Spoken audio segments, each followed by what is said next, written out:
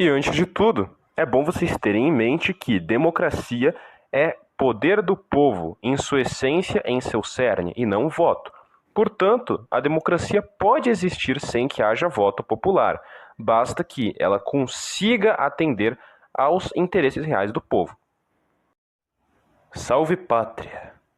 Bem, sempre que eu dizer isso, me imaginem erguendo a mão em uma bela saudação romana.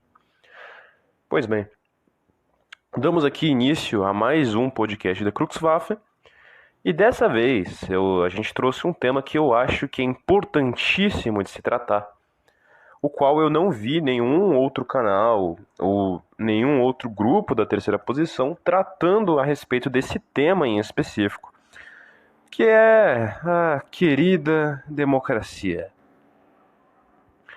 Bem, obviamente nós iremos criticar a democracia, mas de certo ponto é correto dizer que a nossa ideologia é democrática. Então, temos aqui uma pequena contradição. Como assim a nossa ideologia é democrática se ela é contra a democracia? Aí que tá. Depende do que nós consideramos por democracia. Antes da gente chegar nisso, vamos recapitular muito a fundo todo o contexto do surgimento da democracia. Antes de começar, eu gostaria de deixar aqui uma ressalva que esse podcast eu não estou fazendo sozinho. O Koff está participando dele, ele está aqui junto comigo, só que para não ter os defeitos de áudio da outra vez, acabou que a gente gravou separado e aí a gente vai juntar. Então alguns trechos eu vou falar e outros é o Koff que vai falar. E a gente junta certinho para não ter aqueles defeitos de áudio horríveis que a gente teve nas primeiras duas partes, nos primeiros dois podcasts. Justamente por uma questão de qualidade, mas não vai interferir no conteúdo que a gente vai passar aqui. Pois bem, sem mais enrolações, indo direto ao tema, a gente tem aqui que pegar a etimologia, ou seja, o significado da palavra democracia. Ela é uma palavra grega, demos significa povo e kratia, poder, poder do povo. Ou seja, tecnicamente a democracia seria um poder, um poder de governo onde o povo decidiria isso sobre o próprio Estado. Agora, temos que tirar daqui algumas análises, pois na prática ele tem dois significados que nós podemos interpretar. Um deles é de fato uma participação ativa do povo no poder, e a outra interpretação muito comum que nós podemos tirar da democracia é o poder da maioria sobre a minoria. Ou seja, de uma quantidade maior de pessoas sobre uma quantidade menor de pessoas. Pois bem, tendo aqui já definido essas duas definições que nós podemos dar desta mesma coisa, agora vamos analisar como que ela funciona na prática. Temos um Estado, correto? E esse Estado, ele, em certo tempo, planejado dependendo da Constituição dele, ele vai ter que realizar uma votação para decidir cargos. Ele pode decidir fazer esses cargos tanto para administradores públicos comuns, como prefeitos e governadores, quanto para o presidente, que isso é uma necessidade essencial da democracia. Correto? É você votar, você ter o seu poder de escolha. E se eu te disser que isso não é democracia? Que isso é uma construção errada, é uma deturpação do significado original de democracia? Pois bem, é justamente isso que queremos tratar aqui. Você votar não é ter poder do povo. E ter poder do povo não necessariamente é ter o poder da justiça, pois a justiça não se dá pela maioria, mas pelo juízo da razão e o alinhamento dos bens com o sumo bem, que é Deus. Por que eu digo aqui para vocês que você votar não é poder do povo? Porque você só está podendo votar porque o governo te deixou essa permissão. Devemos compreender aqui que, tecnicamente, todo Estado ele é coercitivo. Não existe uma diferença entre uma ditadura e uma democracia a per se. Simplesmente que elas têm um modelo diferente para passar as medidas para o povo. Enquanto ele tem uma medida geralmente fixa e ortodoxa, o outro é baseado completamente na opinião popular, tanto no que vai eleger quanto no que não vai. O que nós sabemos que em certo grau é mentira, porque eles já decidiram quais são as pessoas em quem você vai votar, e eles têm modos de limitar isso. Ou seja, eles vão te colocar lá e você não vai decidir o que você quer para o país. Não, você vai decidir uma pessoa e essa pessoa vai decidir o que ela quer para o país. É um mito que alguém vai representar uma opinião política. O político não representa a sua opinião política. Ele representa o papel dele. O que você faz é confiar nele cegamente para que ele possa, então, fornecer algo para você. Mas então nós pensamos, ok, a democracia é imperfeita, mas isso justificaria o fascismo? É exatamente isso que nós iremos tratar nesse vídeo. A gente vai fazer uma dissecação geral da democracia. A gente vai fazer uma análise a respeito dos aspectos dela, como que ela se comporta, qual é a estrutura dela, qual que são os problemas praxeológicos da mesma. E assim chegaremos na conclusão que queremos chegar aqui. Portanto, dividiremos isso em várias etapas de desconstrução do significado de democracia para então concluir se ela é realmente melhor e analisar, claro, onde que o um é superior ao outro, quais fatores são diretamente responsáveis ou não. Por exemplo, a economia é afetada pelo sistema de governo ou não? Além de outras coisas, como se a democracia estimula uma maior taxa de corrupção ou não. Então, estejam bem-vindos a esse podcast e agora deixo nas mãos do Koff, para depois, mais adiante, eu inferir nessas questões a respeito de preferência temporal, que é um termo que eu vou explicar, e vantagens de um sistema sobre o outro. Salve pátria, Coffee Guy aqui com a minha parte do podcast. Esse podcast, como você já deve ter notado, esse episódio em particular foi feito para que toda vez que alguém lhe chame de antidemocrático, você diga, é isso mesmo, e comece a falar tudo que é de ruim nessa fantasia chamada democracia. Mas é claro que vamos dar argumentos para isso, e o Legionário já começou falando antes de mim. E aqui eu venho falar sobre alternativas à democracia liberal, especificamente. Porque existem formas de democracia que podem ser melhoradas no sentido de servir à sociedade de uma maneira mais eficaz, né? E dar frutos melhores. Existem democracias em que os pontos negativos desse modelo, em que a parte sombria da democracia é corrigida. Não vou lembrar qual foi o escritor americano, um presidente americano, que disse que democracia se resolve com mais democracia. Bom, realmente, do ponto de vista deles, eu concordo. Do ponto de vista de quem prega que os menos qualificados governem, do ponto de vista de quem vê uma igualdade de condições entre os seres humanos para exercer cargos de liderança, do ponto de vista de quem não reconhece hierarquias naturais e ordens naturais na organização dos indivíduos, eu concordo. Não é para ter pouca democracia se os homens são iguais. É para ter muita. É para cada um poder tomar decisões pelo todo. Você deve perguntar ao rapaz que trabalha na limpeza da sua universidade, da sua casa, do seu trabalho, sobre as questões diplomáticas em Israel. Tem que perguntar sobre um programa nuclear que está sendo desenvolvido pelo Irã. Então, para ser coerente, seria essa a conclusão final. E aqui, em particular, é interessante citar isso. Porque a democracia como a conhecemos, e aqui eu vou conceituar a democracia liberal. O que é ela? Bom, ela é um regime em que os indivíduos, em sua maioria, votam. Não existe um sufrágio universal, mas existe algo muito próximo disso, porque você só precisa ser maior de idade e, em alguns casos, não ter problemas com a polícia. Nem isso, às vezes, é obrigatório. Então, mulheres, jovens, idosos, empregados, desempregados, pessoas com nome sujo, endividadas, etc., todos votam. E o que mais caracteriza a democracia liberal? Múltiplos partidos. Existem várias frentes procurando o poder. Elas participam das eleições e pode ser que elas não sejam escolhidas, mas mesmo assim elas têm uma parcela do poder. Então o povo pode reconhecer, em sua maioria, não que isso seja correspondente à realidade no momento, em sua maioria que Jair Bolsonaro deve guiar o destino da nação E é ele que deve representar o nosso povo quando alguém se dirigir ao Brasil. Mas uma parcela acha que deveria ser o senhor Henrique Meirelles. Isso se reflete no parlamento.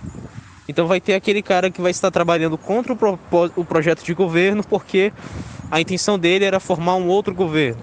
Você dá uma possibilidade para todo mundo governar e ao mesmo tempo ninguém. Mas aí está. Isso aqui ainda não é uma argumentação contra a democracia liberal. Estou apenas caracterizando. Então esses são os grandes pontos. Sufrágio universal, entre aspas, e pluripartidarismo. Se temos algum modelo de democracia, no sentido de que há eleições, de que há voto, de que o povo é consultado diretamente, e essas características são amenizadas, nós fugimos da democracia liberal e começamos a caminhar numa direção interessante. Numa direção que pode até render bons frutos, dependendo do ponto de vista. E é aqui que entra a minha colocação. O ouvinte que está assistindo, eu não sei se ele é de terceira posição ou se ele está assistindo de fora. Mas se ele for um rapaz ou uma moça de terceira posição, ele sabe muito bem que existem nacionalistas muito relevantes para a história do nacionalismo no mundo que defendiam explicitamente a democracia. Os fascistas ingleses defendiam a democracia. Ozas Mosley, em seus 100 pontos sobre o fascismo, vai dizer que vai dar o poder para o povo, de verdade. Ele disse que vai apresentar uma democracia melhorada. Os integralistas no Brasil defendiam a democracia. E, ao mesmo tempo, esses teóricos estão tão semelhantes a Benito Mussolini e o Duce, que dizia que democracia era para povos fracos, e a Codrano, na Romênia, que dizia que a democracia era um instrumento de dominação. Vou falar mais tarde disso. Então, como pode? Como ideias tão diferentes podem divergir na questão desse termo, democracia? Porque não existe grande diferença no plano de governo de Joseph Mosley para o plano de governo italiano. A filosofia pode ser um pouco diferente, mas na prática o fascismo italiano era muito semelhante ao fascismo inglês. Só que um se dizia democrático e o outro não. A grande questão é que o que era defendido ali na Inglaterra e aqui pelos nossos companheiros integralistas era uma democracia orgânica.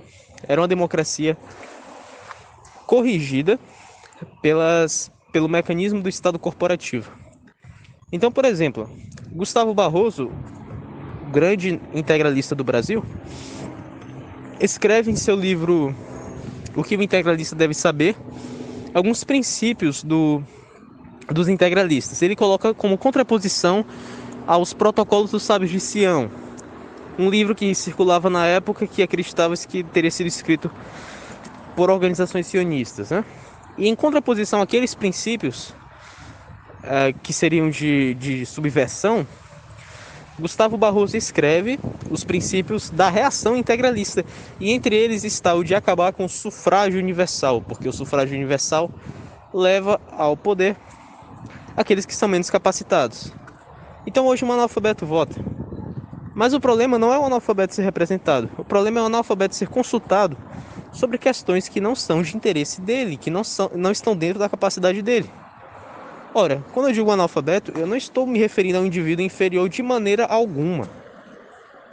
Esse indivíduo muitas vezes sabe muito mais de vida do que eu, tem vários anos de trabalho, de repente ele é um trabalhador rural que sabe muito bem o que pode ser feito para o seu alimento, que você come todo dia, meio que sem saber de onde vem, ser fornecido. Ele sabe qual é a estação certa para a beterraba nascer e coisas do tipo. Ele sabe ordenhar uma vaca, etc. Eu não sei.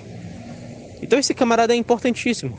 Só que ele decide sobre, em última instância, a Base Nacional Curricular Comum. Ele decide se no Enem vai cair mais ou menos questão de fórmula de Bhaskara, por exemplo, porque o deputado em que ele votou vai opinar sobre isso, etc, etc. A opinião dele tem o mesmo peso sobre essa questão da opinião de um professor de matemática. Simples assim. Então, da mesma maneira que a opinião do professor de matemática tem o mesmo peso sobre a obra que vai acontecer na cidade desse agricultor, sobre a irrigação que vai acontecer na cidade desse agricultor, que a opinião dele, que sabe muito bem do que está sendo necessário para a colheita. Então, a ideia que Gustavo Barroso apresenta logo depois é que não existe o sufrágio universal dos indivíduos, mas existe o sufrágio de classe. Então, não é o seu José individualmente que vai votar num deputado para opinar em nome dele sobre tudo. Não. Ele vai participar da corporação dos lavradores. Na corporação dos lavradores vai ter lavradores mais experientes. No integralismo, se bem me lembro, eles são votados.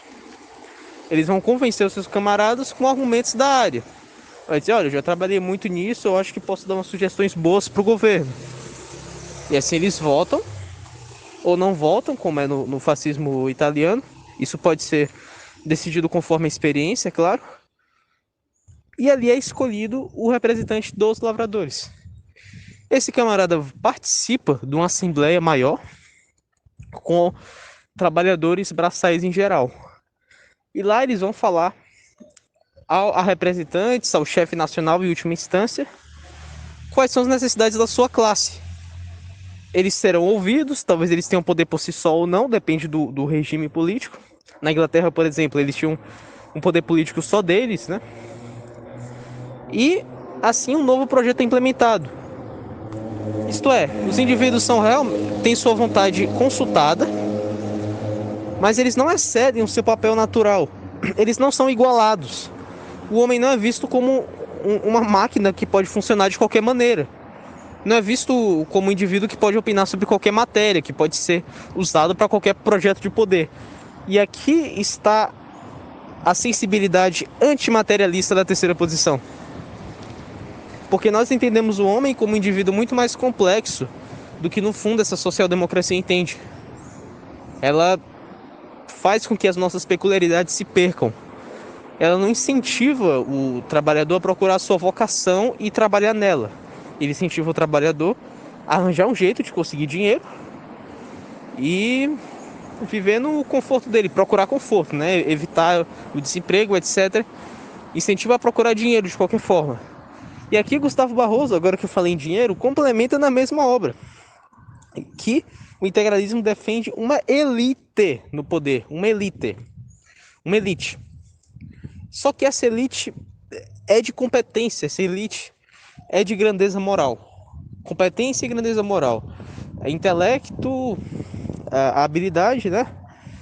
E honestidade. Hoje nós temos também uma elite no poder, só que é uma elite financeira, e é isso que está sendo combatido, esteve sendo combatido pelos camisas verdes no Brasil, pelos camisas negras na Itália, pelos camisas negras ingleses, pelos legionários romanos e por nossos irmãos em geral, sejam eles antidemocráticos de nome ou não, porque a democracia que eles propunham era uma correção desse modelo que nós temos, para que os grandes problemas da democracia liberal fossem corrigidos. Então é essa a ideia. Ainda na questão... Então, dessa maneira, por que a democracia orgânica não é tão ruim assim?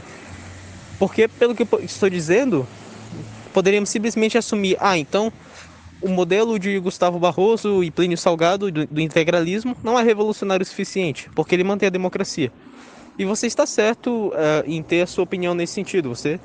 Eu não tiro a sua razão, em certa medida. Que melhor seria eles rejeitarem a democracia por completo. Isso é algo discutível. Agora, então isso quer dizer que não vale o movimento deles? Eu creio que não. Creio que seja bem pelo contrário, na verdade. Porque o grande problema da democracia não é a questão metodológica. Não é o voto em si. Não. Isso é um problema, ao meu ver, mas existe um problema maior. O problema da democracia, e esse sim é difícil de consertar, é difícil de amenizar e de aproveitar para alguma coisa, é o princípio. E esse princípio não é exclusivo da democracia. Esse princípio eu vou chamar, como chamou Alfredo Rocco, e é Alfredo Rocco, jurista italiano e também um especialista em economia que projetou o corporativismo econômico da Itália. Um grande nome para o fascismo italiano. Eu vou emprestar aqui as palavras de Alfredo Rocco em seu livro A Doutrina Política do Fascismo, porque ele aborda justamente essa questão. Ele fala sobre o que ele chama de atomismo, aí que eu vou tomar o termo dele, e ele diz que o atomismo está presente em ideologias que parecem opostas para nós. O atomismo está no liberalismo, o atomismo está na democracia, e o atomismo está no socialismo e no bolchevismo, que ele separa. O socialismo ele chama socialista fabiano também, aquele socialista que não acredita em revolução violenta.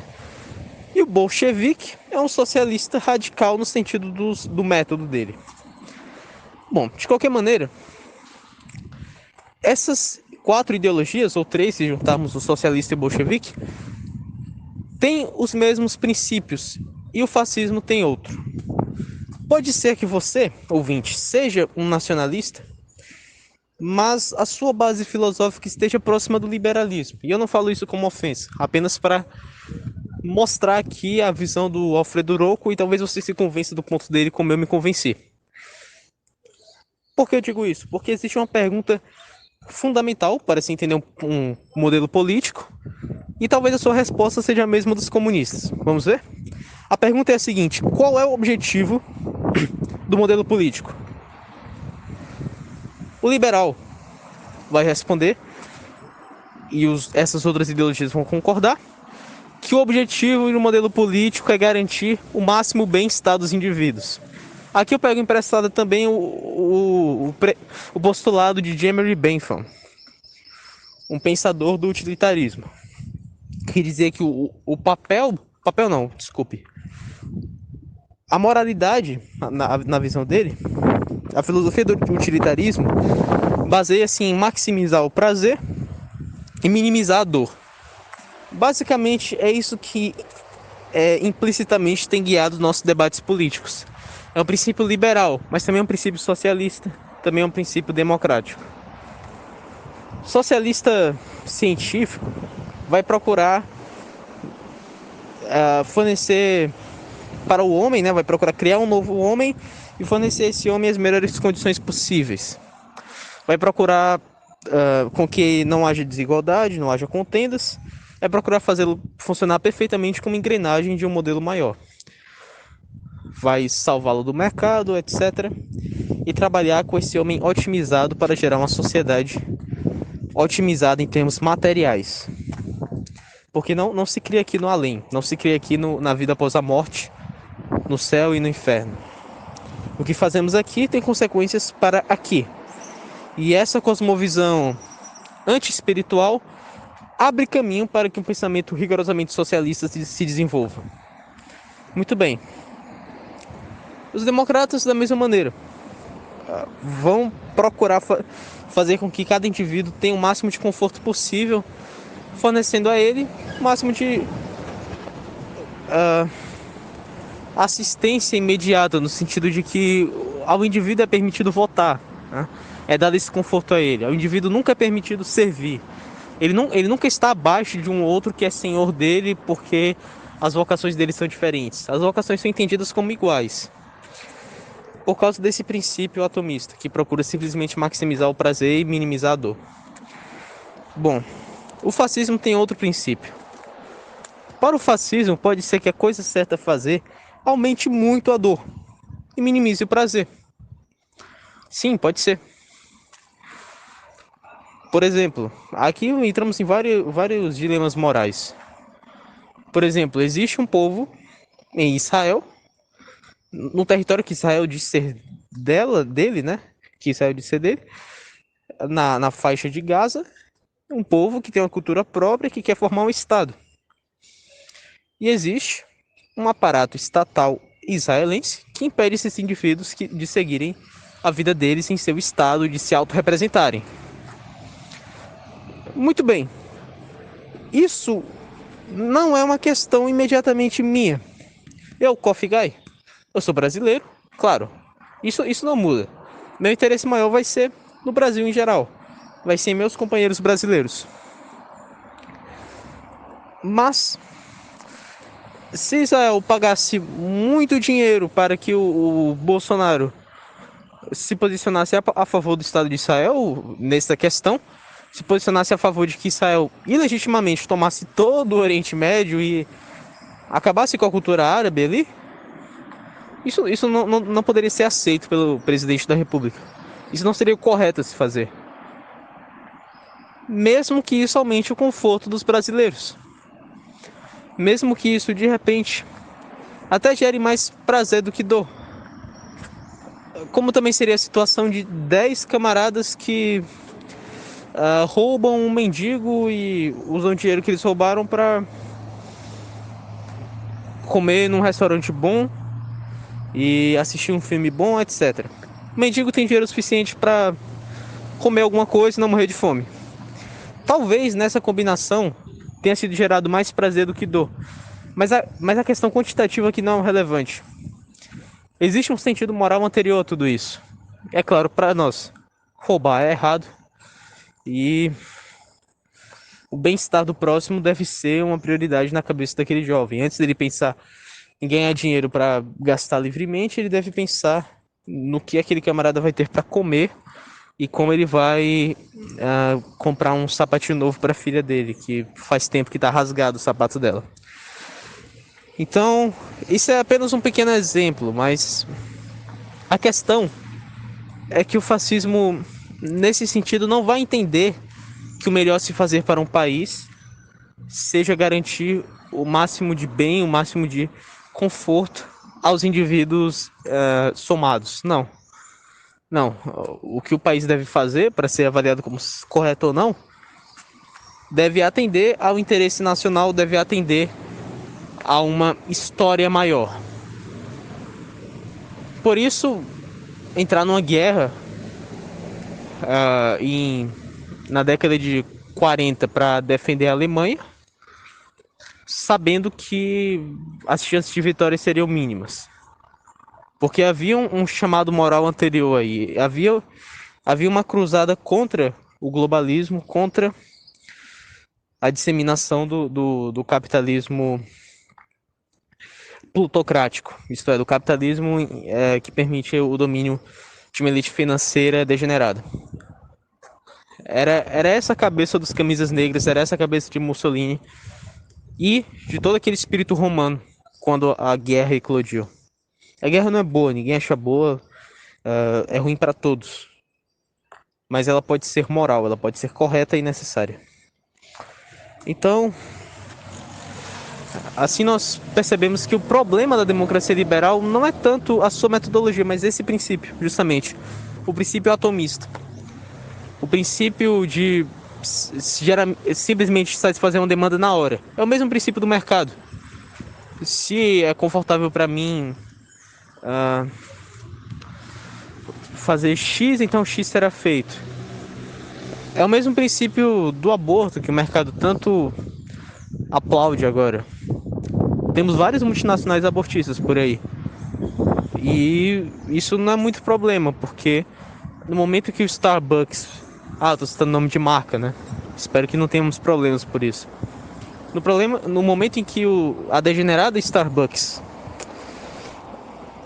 faz doações para a clínica de aborto, ela agrada mulheres adultas que compram café, adoram um cafezinho. Ela desagrada bebês que estão morrendo. E talvez ela desagrade um pouquinho, claro, seguindo o estereótipo, né? Aquele homem americano, branco, do Texas. Só que o homem americano branco do Texas é casado com a aborteira. Então, para ele, tanto faz. Ele não liga, ele abre mão dos ideais dele. E o bebê não compra. Então, esse é o perigo por trás dessa filosofia. A filosofia liberal, a filosofia socialista e a filosofia democrática, pelo menos da forma mais comum de se defender, pelo menos como elas costumam se manifestar, são materialistas. E esse é o grande inimigo da espécie humana em geral, o materialismo. Sei que pode parecer forçada essa argumentação. Antes de eu ser um nacionalista, um fascista, eu também não engolia muito bem.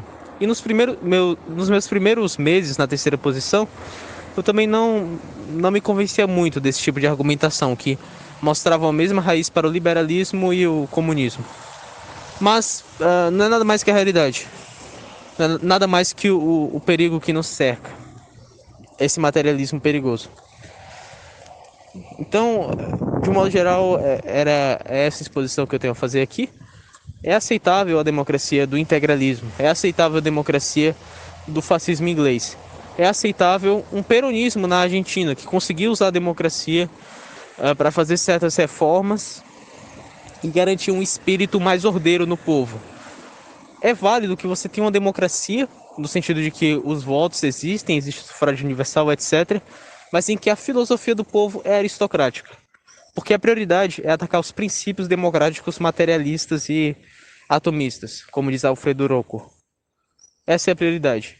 Depois disso, o sistema muda. Mas não se muda de cima para baixo. Então, o espírito democrático, liberal, comunista é o que deve ser combatido aqui. É o grande inimigo. Eu gostaria de dar alguns pontos a respeito do funcionamento da segurança na democracia.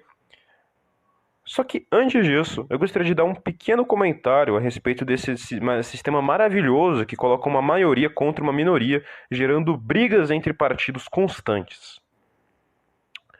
Nesse sistema maravilhoso, que nós tanto devemos defender, que somos desde criança doutrinados e ensinados que ele é o sistema correto, mágico e que vai construir o jardim do Éden em nosso mundo. Por mais que nós lutemos pela democracia, ela piora o sistema, não, devemos continuar lutando por ela, né?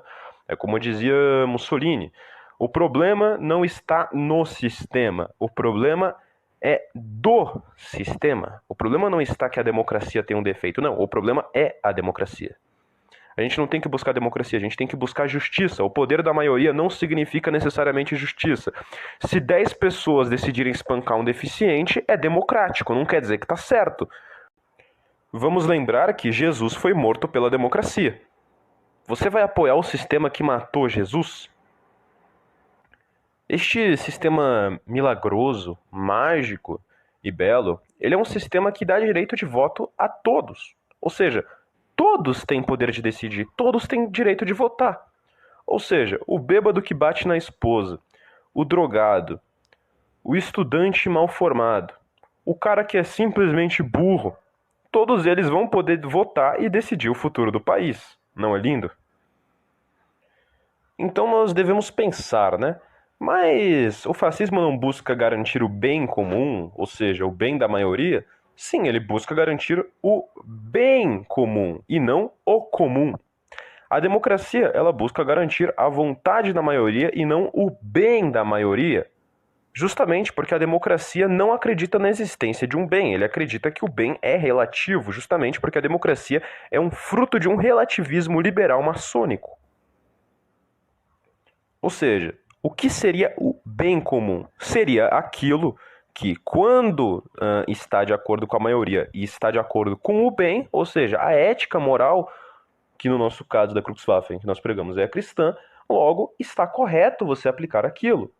Agora, você seguir o bem comum não necessariamente significa seguir a vontade comum. Existe uma diferença muito grande em você seguir a vontade popular e o bem popular. Às vezes, para você garantir o bem popular, são necessárias medidas impopulares. Ou seja, medidas que o povo não vai gostar, mas vai fazer bem para eles. Até porque a pessoa não necessariamente vai acertar naquilo que é bem para ela. A vontade difere da necessidade, e é importante que nós saibamos disso.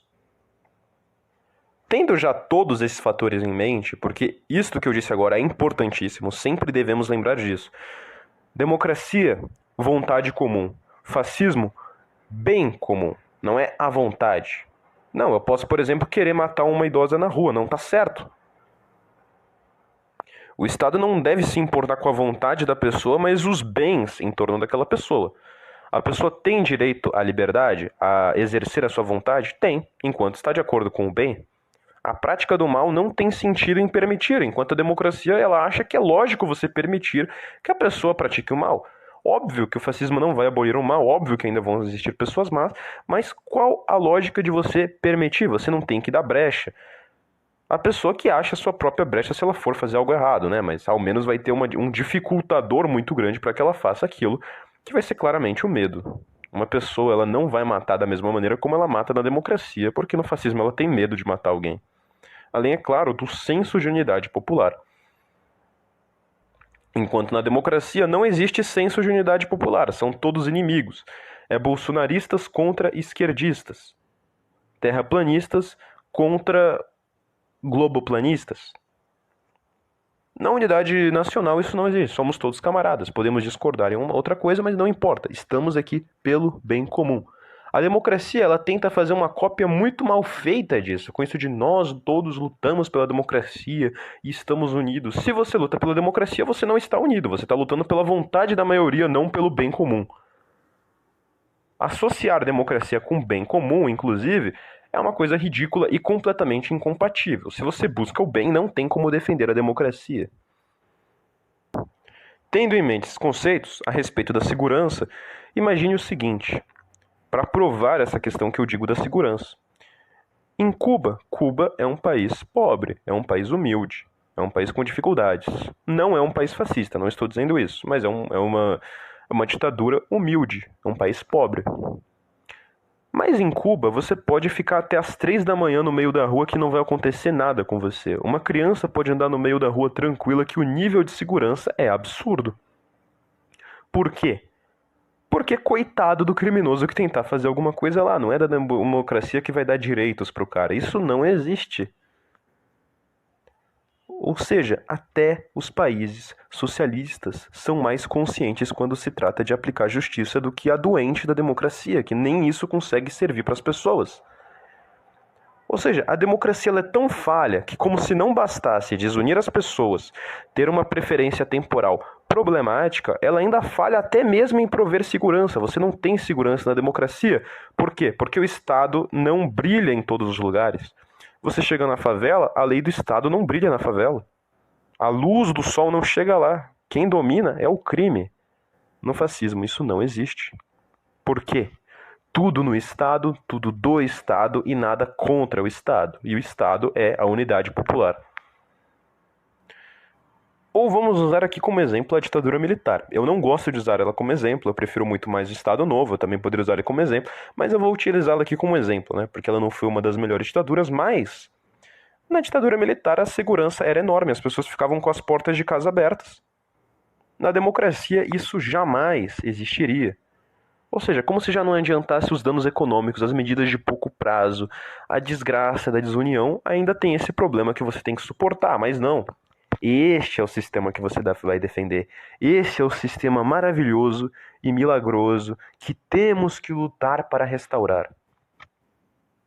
Portanto, quando as pessoas falam que a democracia está em risco, não é que a democracia está em risco. A democracia está fazendo o que ela sempre fez e sempre vai fazer. A democracia ela sempre segue esse ciclo. Ela fala, oh não, nossa democracia está sendo ameaçada, quando ela está nos seus períodos de crise. Então a crise acontece, depois a crise dá uma melhorada e eles falam, estamos recuperando nossa democracia. Então novamente ela entra em crise e novamente caímos naquilo. O problema não está no sistema, mas do sistema. Portanto, não temos que ter medo de falar que somos antidemocráticos.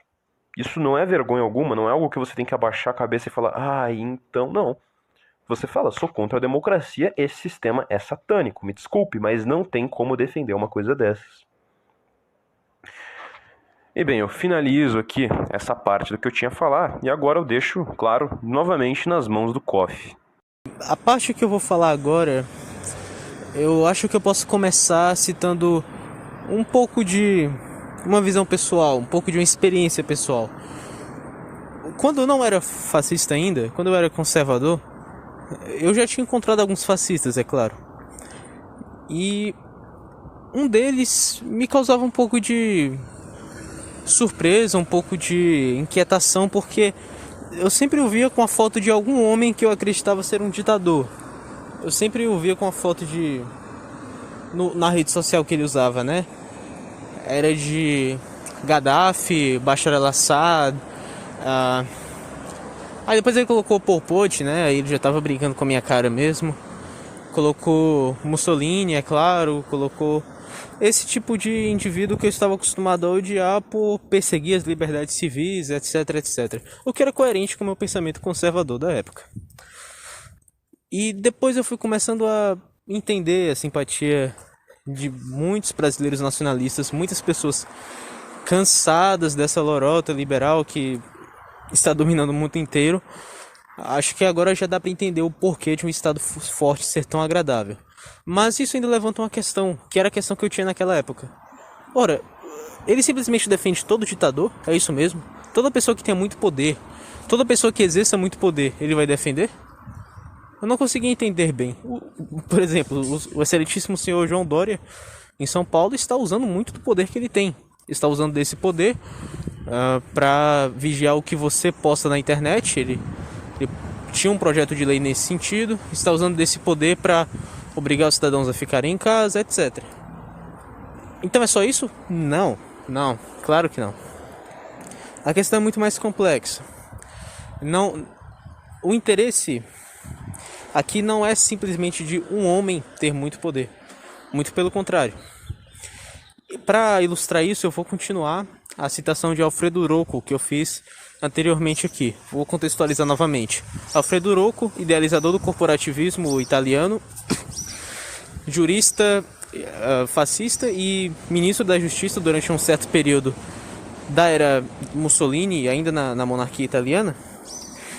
Esse homem escreveu um livro chamado A Doutrina Política do Fascismo. Não é um livro muito longo, mas nele ele disserta de forma muito precisa sobre essa ideologia, esse estilo de vida e essa vontade soberana que se manifestara na Itália e se espalhara pelo mundo. Nesse livro, eu falei um pouco dele já, no que diz respeito ao atomismo das ideologias mais notoriamente contra o fascismo, e contrapus isso com a visão espiritual do fascismo. Agora, outro ponto que o Rocco levanta é justamente o que eu vou apontar aqui. No fascismo, cidadãos não têm direitos. Vou reformular. A ênfase não é nos direitos dos cidadãos. Os cidadãos, antes de terem direitos, eles têm alguns. Me expressei mal. Mas antes de terem direitos, eles têm deveres. Os deveres estão muito mais em alta do que os direitos dos cidadãos. Eles vivem pelo dever. Eles fazem o que devem. Não vivem em função do que simplesmente desejam à toa.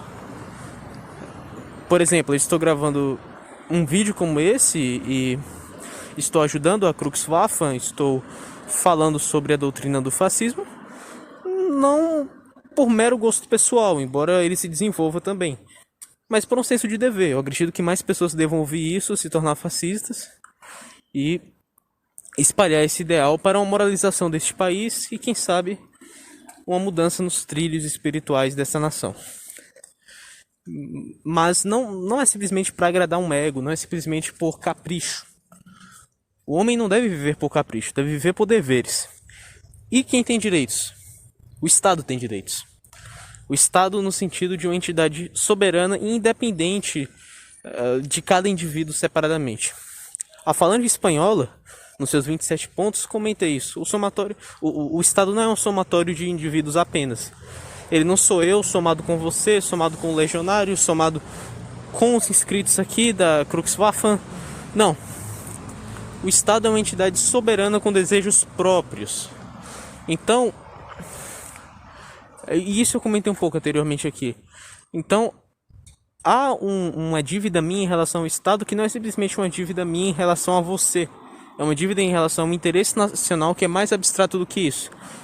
Isso remete àquela frase de John Kennedy, né?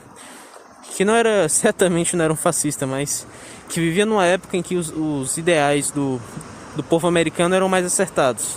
Ele falou: não pergunte o que o seu país pode fazer por você, mas pergunte o que você pode fazer pelo seu país. Claro que é muito conveniente falar isso quando você é o presidente, mas um ponto interessante daqui é justamente que essa entidade que o criou, essa entidade que absorve a sua personalidade, esse Estado que faz com que você não seja, como fala Rocco, Mussolini e Giovanni Gentili, com que você não seja um animal simples, mas um animal político, e Aristóteles diz que o homem é homem porque é um animal político, esse estado demanda a sua servidão, a sua obediência, a sua admiração, enfim, ele demanda você, demanda a sua vontade submissa a ele, para que então você possa ser livre como um cidadão brasileiro, antes de ser um cidadão branco, antes de ser um cidadão negro, antes de ser um cidadão pobre, rico, ou seja o que for, você é brasileiro.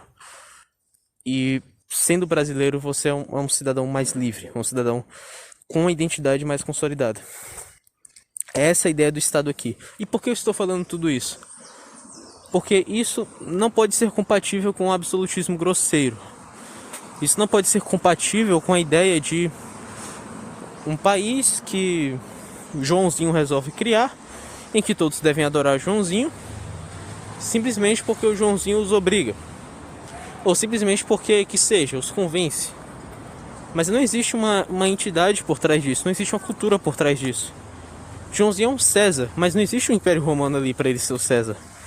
É uma autoridade sem sentido, é uma coerção que não leva a nada, é uma coerção que não está submissa aos interesses do Estado e, portanto, ela é imoral. Portanto, ela é um mero capricho, ela não deveria ocorrer. A autoridade deve existir subordinada ao interesse nacional, que, claro, está subordinada à moral divina. Mas no que diz respeito ao poder temporal, no que diz respeito ao mundo material, em certo sentido, o Estado é que dita os trilhos, o Estado é que conduz espiritualmente os povos. Assim sendo, vê-se aqui a incompatibilidade com o absolutismo. Não é o caso, não é a ideia aqui do governador João Dória, que foi o exemplo que eu tomei, de um típico neoliberal moderno, um típico político de carreira que toma conta do Estado e tira a vantagem dele o máximo possível. Não é o caso dele, que viajou para Miami, se não me engano, na época em que deixou o povo de São Paulo em lockdown. Na época em que o lockdown estava mais rígido, ele estava viajando. Não é essa a ideia. Por quê? Porque o líder, por mais relevante que seja, por maior respeito, maior que seja o respeito que ele demande, a dívida dele é ainda maior. O Duce da Itália, o último César, Benito Mussolini, falou que é apenas aprendendo a obedecer, apenas passando pela sublime humilhação de ser um servo, que você pode liderar. Então Duce era um servo tanto quanto os demais italianos, um servo da vontade romana. Era isso que ele era. Gustavo Barroso, Plínio Salgado, Câmara Cascudo, esses homens eram servos de uma vontade superior, servos do sigma, da expressão do Brasil acordando no meio dos projetos globalistas, liberal de um lado, com uma roupagem, né, e bolchevique do outro. Muito bem, daí a incompatibilidade. E aqui eu não falo só de ditadores modernos, mas muito porque existe uma confusão muito comum entre fascismo e o absolutismo monárquico de outrora, com Luís XIV, que dizia: o Estado sou eu. Isso é um absurdo. Isso é um absurdo. Um indivíduo não tem a grandeza moral o bastante, por melhor que ele seja, para representar o Estado, para representar aquele órgão que conduz espiritualmente cidadãos e que absorve a sua alma, que enfim o acolhe como ser humano completo e o eleva às mais altas qualidades, aos mais elevados patamares. Não, isso não pode ser uma pessoa, isso precisa ser um Estado. Não é uma pessoa que diz para 200 milhões de brasileiros o que elas devem fazer. Não é uma pessoa que as conduz, que eleva seus costumes. Não é uma pessoa que toma conta de seus espíritos e leva todos esses homens e mulheres a patamares elevados, a uma moral digna, a uma vocação de brasileiro. Não pode ser uma pessoa. Tem que ser uma cultura superior, tem que ser uma pátria personificada ali pelo poder temporal dela, que é o Estado. Dito isso, eu estou parafraseando um pouco o que o próprio Benito Mussolini, o Duce, junto com Giovanni Gentili, escreveu em A Doutrina do Fascismo. O fascismo vem como uma oposição ao liberalismo, que vem como uma oposição ao absolutismo monárquico. A ideia do fascismo, em certa medida, pode ser entendida como uma síntese entre os acertos do absolutismo, entre todo aquele tradicionalismo, e a ideia de contenção desse poder elevado do monarca, desses desmandos que veio com o liberalismo. Então o liberalismo, na visão de Mussolini, e eu vou concordar aqui, em particular, não é algo que foi de todo ruim, teve sua época, mas já acabou. Sobretudo com a questão do capitalismo financeiro e o quanto isso torna um mercado um mente perigoso, passou a época do liberalismo. Um pouco dele pode ser aproveitado, um pouco do absolutismo também, mas o fascismo é uma força superior a essas duas doutrinas, né? Muito bem. Esse era o primeiro ponto do que eu ia falar. Mas o segundo está relacionado com aquela primeira pergunta que eu fiz, que é: esse povo defende qualquer ditador? Esse povo simplesmente apoia a coerção e acabou? É só isso mesmo? Muito bem. É evidente que existem autocratas condenáveis, e talvez seja a maioria deles. Muito provavelmente, pelo curso da história. Basta olhar para os políticos que a nossa democracia liberal gera. Basta olhar para Nero, que perseguiu cristãos, pessoas desse tipo. No entanto, existem muitos indivíduos que, por mais que tenham cometido um erro ou outro, ou mesmo que se identifiquem com a Frente Vermelha ou alguma outra doutrina que nós condenemos, existem indivíduos que exerceram um excelente papel como líderes, e eles só puderam fazer isso com o Estado forte. Esse é o ponto. Porque, veja, eu não sei em quem o ouvinte votou nas últimas eleições, mas pode ter sido o melhor candidato do mundo. Ele não tem o que fazer com um governo fraco. O próprio Oswald Mosley, no livro dele A Greater Britain, ele fala que a maior crítica não é contra aquele governo ou esse, mas contra aquele sistema político que ninguém estava disposto a mudar e no qual ninguém poderia fazer um bom governo. Porque o tempo todo as forças do grande capital, o tempo todo as forças do lobby impediriam o líder de tomar decisões acertadas. Então, o ponto aqui é que o Estado forte é uma condição, né? O Estado forte é o que queremos, mas o Estado forte precisa de mecanismos de coerção muito aprimorados, precisa de censura, precisa de moderação do mercado, precisa de estatais. Tudo isso é necessário para o Estado forte. E acontece que isso não é suficiente, porque isso pode ser pervertido e usado, por exemplo, para um projeto de poder comunista e internacionalista. Então, a coerção é necessária, porém não suficiente. Um excelente exemplo, então, de bom líder, bom chefe de Estado que tivemos foi Getúlio Vargas. E é claro que ele cometeu erros. Um desses erros mais evidentes foi dissolver a Ação Integralista Brasileira. Porque assim ele acabou com o Partido Nacionalista. O partido dele perdeu o nacionalismo muito rápido. Hoje é o PTB. O que existe nacionalismo naquele partido? Ele foi contaminado por vozes esquerdistas como Brizola no futuro. Virou um representante dessa frente socialista simplesmente. Perdeu os princípios de terceira posição que havia de certa forma ali. Perdeu pouco que poderia ter de uma filosofia diferente que nos livrasse do liberalismo e de suas doutrinas irmãs e do comunismo, etc. E simplesmente o legado de Vargas se perdeu. O governo foi excelente, mas quando ele dissolveu a Ação Integralista, ele matou a sua herança. Mas sem mais devagar, falando sobre o governo dele, foi excelente. E ele só pôde criar suas grandes invenções, e vamos lá, a Petrobras, a indústria de siderurgia nacional, a Vale do Rio Doce, a CLT. Ele fez a lei da usura, baniu a maçonaria. Tudo isso ele só conseguiu fazer na estrutura do Estado Novo. Porque se ele fizesse isso numa estrutura democrática comum, camarada, simplesmente no dia seguinte surgiria um pedido de impeachment. Simplesmente no dia seguinte a oposição articularia com os traidores do partido dele, aqueles membros menos leais, e conseguiria, tudo bem, talvez não impeachment, mas conseguiria boicotar toda a pauta importante. conseguiria fazer chantagem com Vargas. Tudo isso porque ele quis ser um bom líder. Ora, as decisões que ele fez certamente desagradavam muitos lobistas, e não teria como isso acontecer num regime democrático liberal como que temos hoje. O que acontece é que os sucessores de Vargas, como eu falei, não honram o nome dele, e quando falam em Estado Novo, falam em algo que foi ruim, apesar do que Vargas fez. Eles não reconhecem a democracia como erro que é.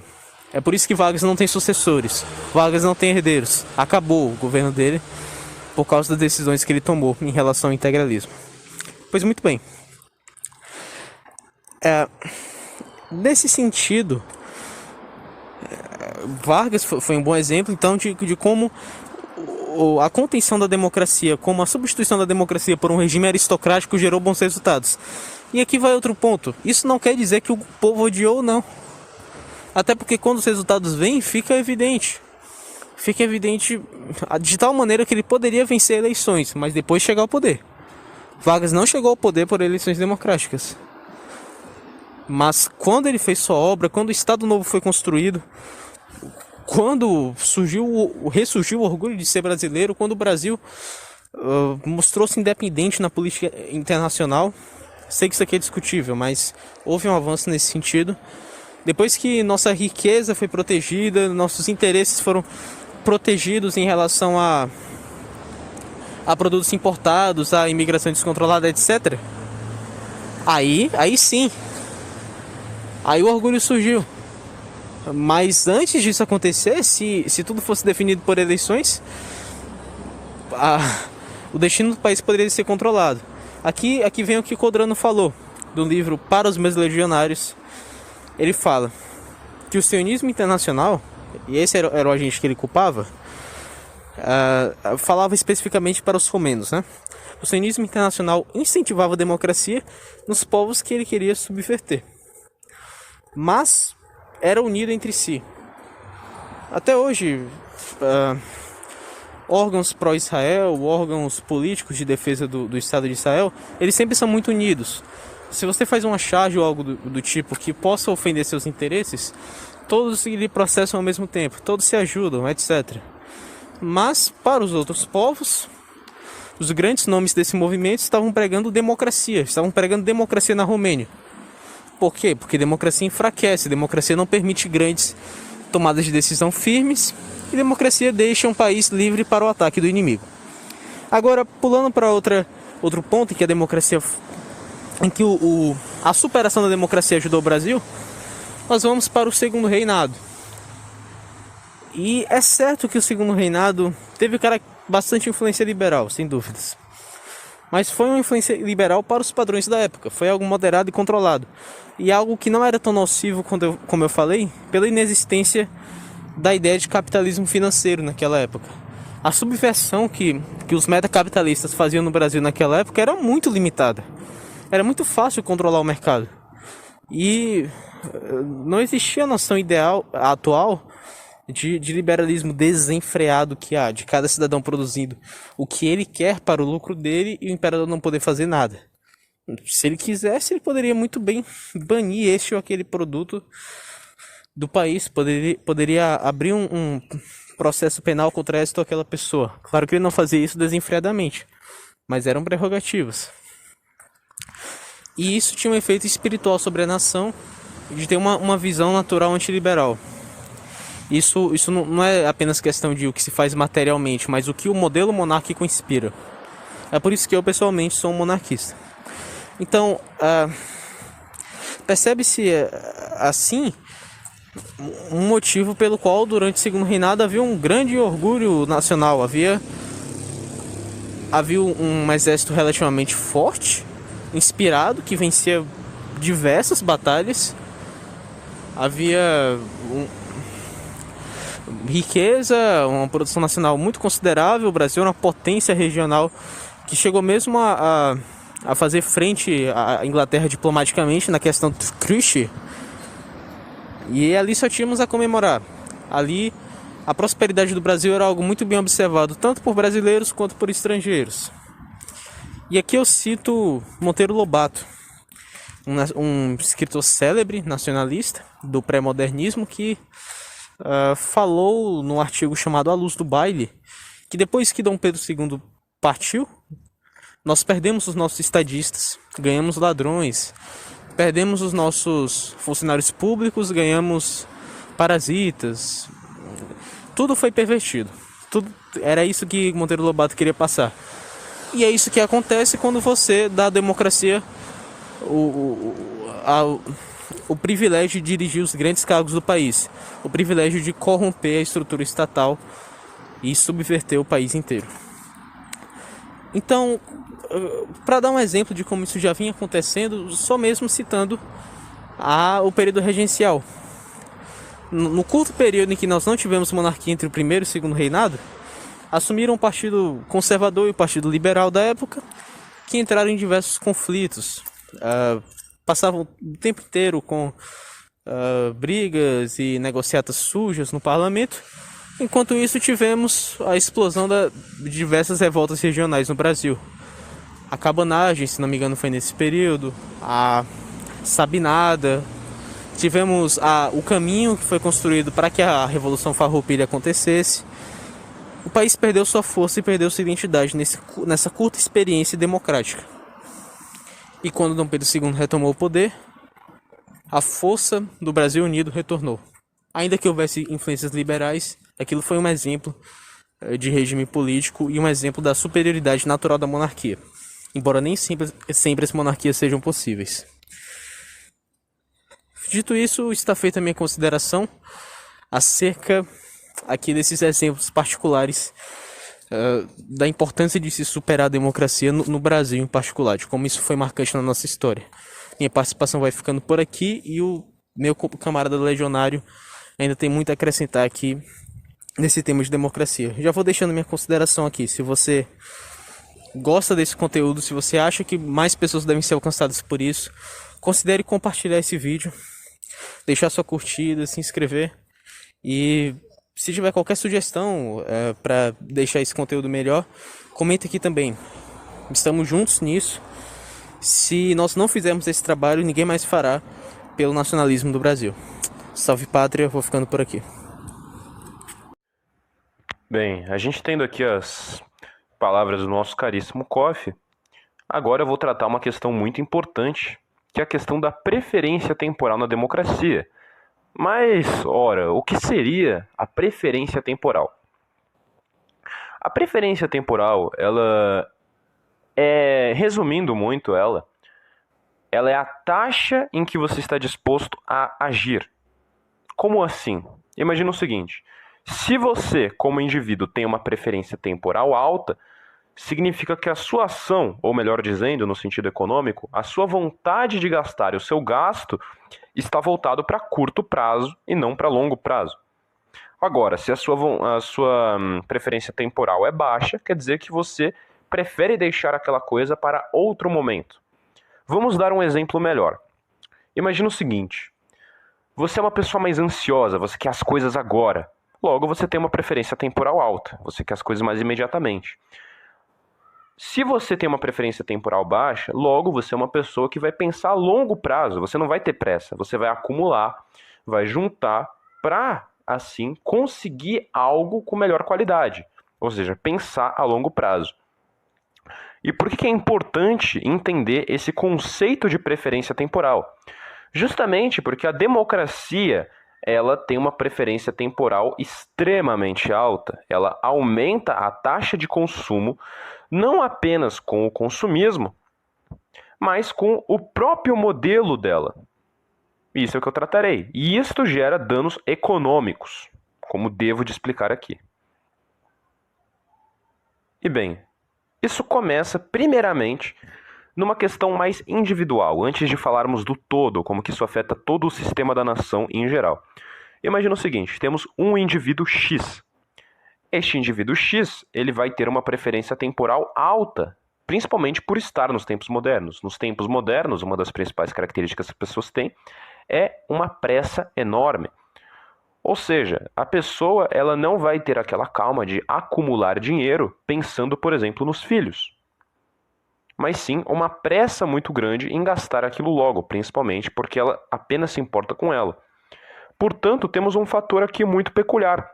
Sociedades que pessoas pretendem criar famílias tendem a ter uma taxa de preferência temporal mais baixa, ou seja, são pessoas que não podem sair gastando e sendo consumistas, pois elas têm família a criar, elas pretendem criar um futuro, portanto, elas não podem fazer esse gasto desenfreado. Enquanto isso, as pessoas estimuladas pela ânsia de consumo e ainda por cima, por causa da propaganda que elas têm de não criar família, de rejeitar tais valores, acaba que elas têm uma preferência temporal bem mais alta do que poderiam ter. Elas poderiam ter uma preferência muito mais baixa, mas em vez disso, elas têm uma preferência muito mais alta. Ou seja, elas não vão pensar nas gerações futuras, elas vão gastar aquilo para ela.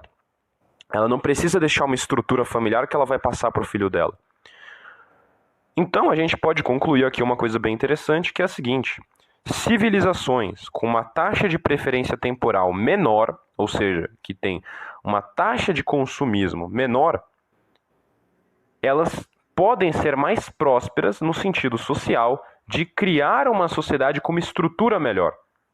Pois os países consumistas, eles estimulam o consumo e aumentam a questão industrial. Mas, por outra parte, elas geram uma população, caso haja população, né, já que esse pessoal não procria, que não tem uma estabilidade. O que eu quero dizer com isso? Imagina o seguinte: a pessoa com com altíssima preferência temporal, caso ela tenha um filho, ela não guardou dinheiro para o filho dela. Ou seja, o filho dela vai ter que começar do zero, ele não vai receber uma herança passada do seu pai para que ele possa aumentar o lucro da família. Ou seja, a cada geração o lucro familiar começa do zero. Não existe mais uma herança de família de que a família vai se aprimorando a cada geração, ficando mais luxuosa, adquirindo melhores bens, tendo uma casa melhor. Isso já morreu. Cada geração começa do zero. Essa é a nova tradição que criaram, que é uma antitradição e não uma tradição. Enquanto isso, o sujeito que tem uma preferência temporal mais baixa, o filho dele vai ter bens que ele vai herdar. Ou seja, o cara não vai começar sem nenhum recurso, pelo contrário, ele já vai ter uma base para expandir ainda mais o patrimônio familiar. Ou seja, já podemos ver aqui que uma sociedade onde a preferência temporal é mais baixa tem uma possibilidade muito melhor para poder criar uma família, uma estabilidade e uma tradição sustentável para o crescimento da nação e o enriquecimento da própria.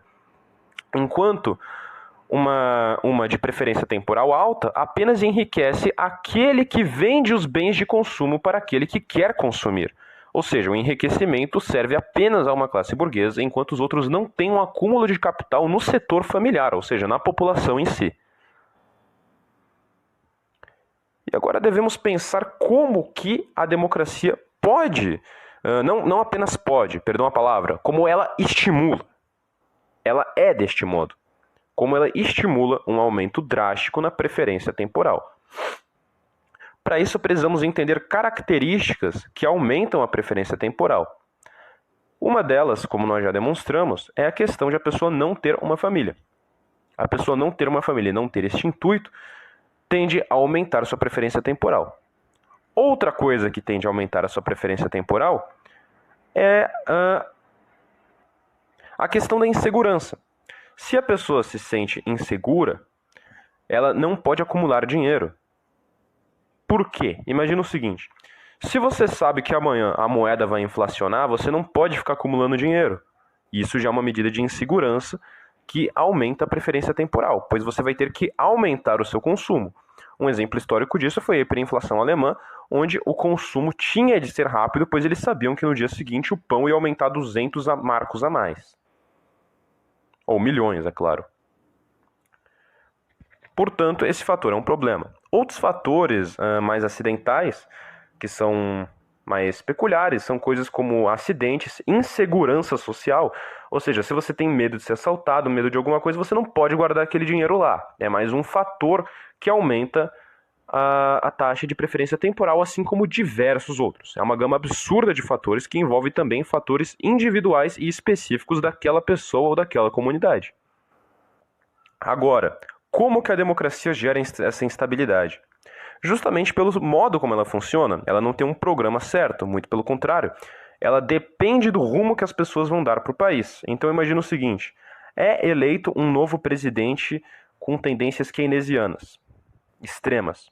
O pessoal desesperadamente vai ter que começar a gastar. Ao menos os que sabem que vai ter uma inflação, né? Ou muitas vezes, a simples eleição de algum outro presidente. Não existe uma estabilidade nos planos. Portanto, as pessoas tendem a ter uma preferência temporal menos aperfeiçoada do que caso fosse um governo fixo. Portanto, a alternância de governo já apresenta aqui algum problema, assim como muitos outros problemas, como vamos demonstrar. Enquanto isso, no governo fixo, ou seja, o governo liderado com um governo firme, não necessariamente de uma pessoa, mas firme, baseado em uma doutrina e não no voto direto, ele tem um plano de governo a longo prazo. Por que eu digo isso? Imagina o seguinte, você tem uma pessoa que é eleita. A pessoa que é eleita, ela tem 4 anos no poder. Em 4 anos no poder, você pode pensar em fazer estratégias de governo de longo prazo? De maneira nenhuma. Você não pode fazer nenhum plano de governo que seja a longo prazo, para dar frutos a longo prazo. Justamente por isso, medidas de longo prazo raramente foram dadas em períodos de democracia, e sim de ditadura. Tanto que os períodos brasileiros em que houve medidas de longo prazo que foram a dar frutos futuramente, foram justamente o Estado Novo Brasileiro e a ditadura militar brasileira. Apesar de a ditadura militar em brasileira eu não me agradar, por ser uma ditadura americana em solo brasileiro. E bem, dando continuidade a isso, devemos também acrescentar isso a várias outras certas coisas que aconteceram. Por exemplo, no caso da União Soviética, por mais que tivesse todos os problemas econômicos, o fato de serem planos de longo prazo deu uma estabilidade muito melhor do que se fossem de curtíssimo prazo, ou seja, no caso dos planos quinquenais.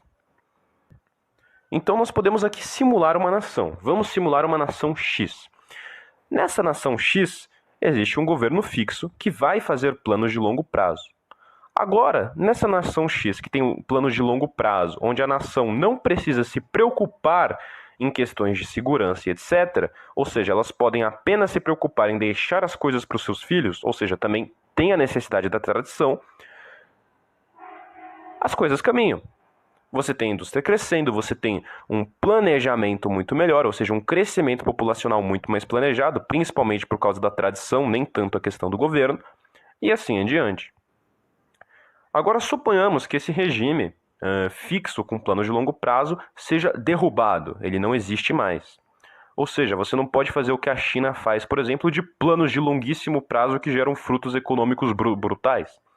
Agora você está submetido ao julgo da população. Então imagina o seguinte, agora chegou a hora do povo votar. O pensamento democrático, ele parte da seguinte ideia de que o povo sempre está certo. Churchill, por mais que eu não goste dele, ele dizia uma coisa que faz muito sentido, que o maior argumento contra a democracia é você pedir para o eleitor médio falar a opinião dele.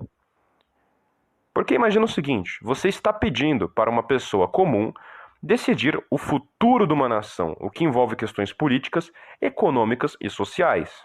Esta pessoa não necessariamente vai entender dessas coisas ou sequer vai saber o que é melhor para o próprio país.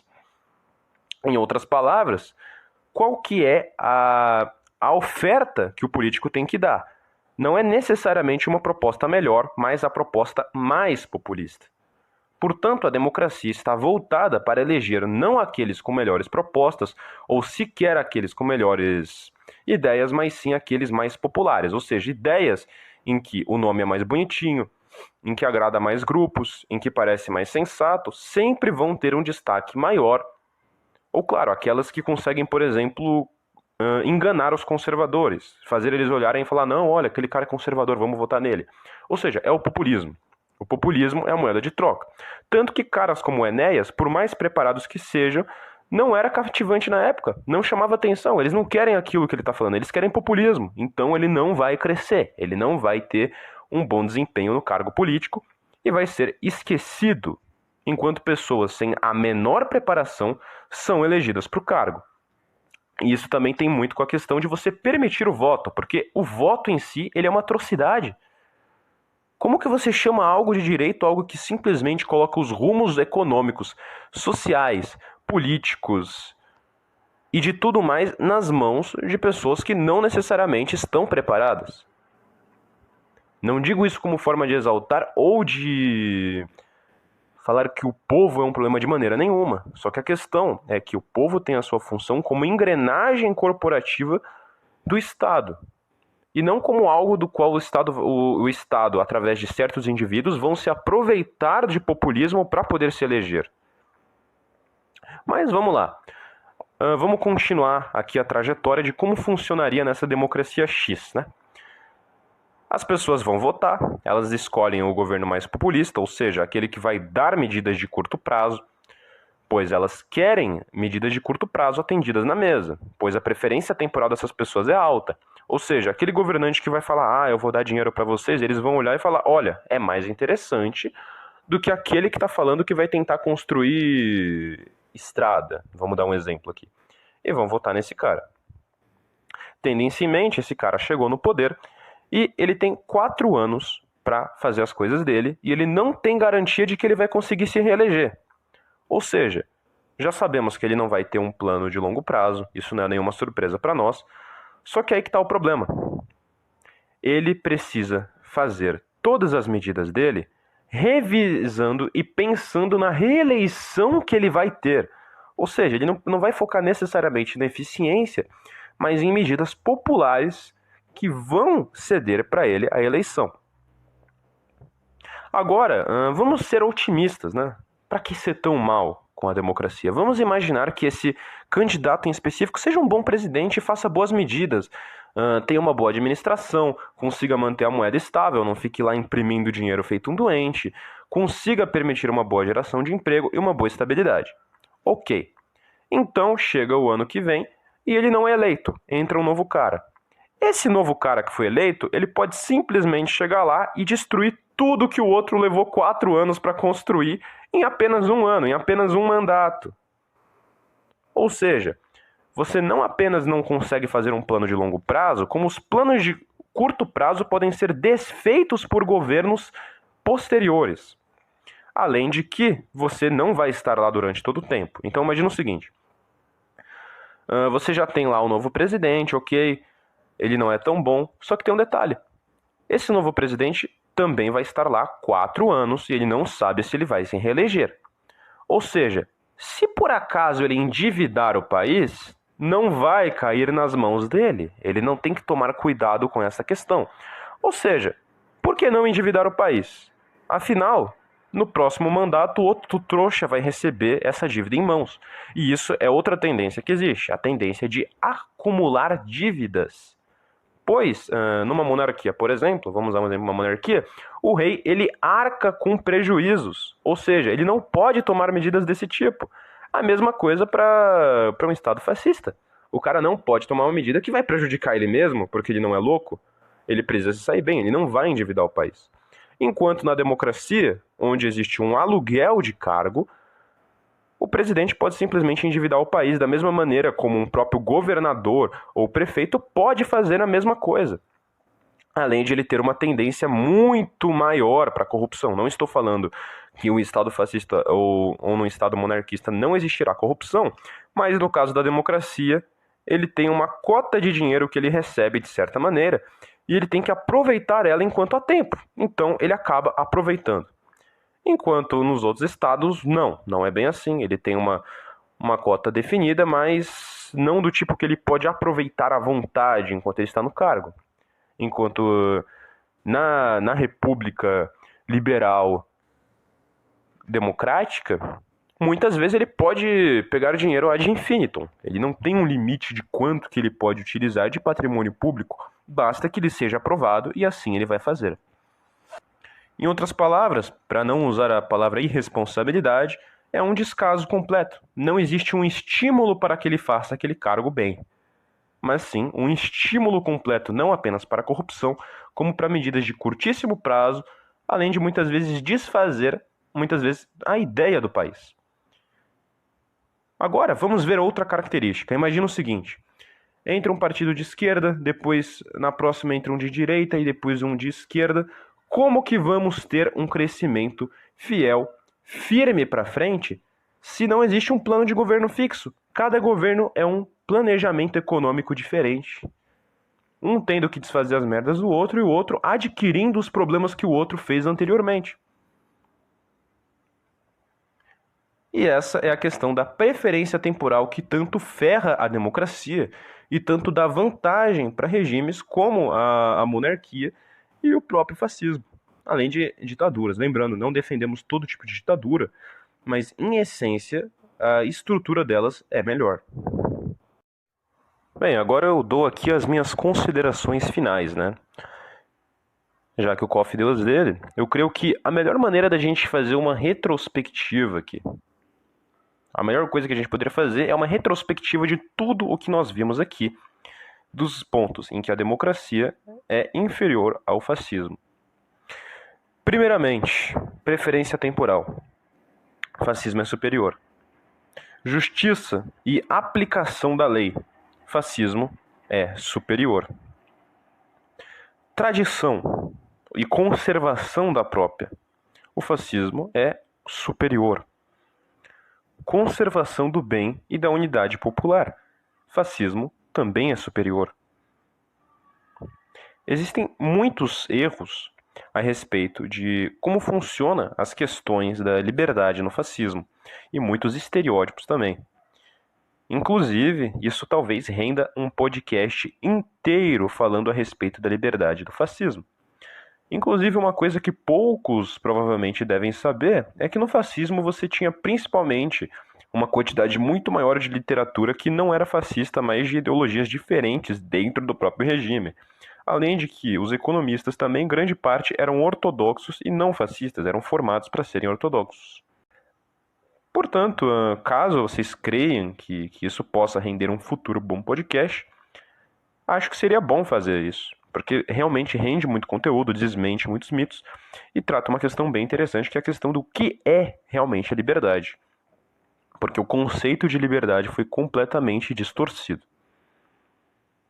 Portanto, se nós fôssemos fazer uma escala, no caso do Koff, ele tentou fazer uma parte que busca provar que o fascismo está num grau melhor que o absolutismo, poderíamos colocar como democracia, absolutismo, fascismo. Uma escala do pior para o melhor. Até porque as pessoas têm uma ideia errada de achar que o fascismo é totalitário. Ele não é totalitário, ele é apenas autoritário. Ele representa uma autoridade vigente, mas de maneira nenhuma um totalitarismo. Um totalitarismo é o cara decidir quanto que você vai comprar de cada produto, a que hora você vai comprar. Ele ter literalmente o seu rosto gravado em uma câmera, ele poder identificar ele para utilizar para o que ele bem entender. China.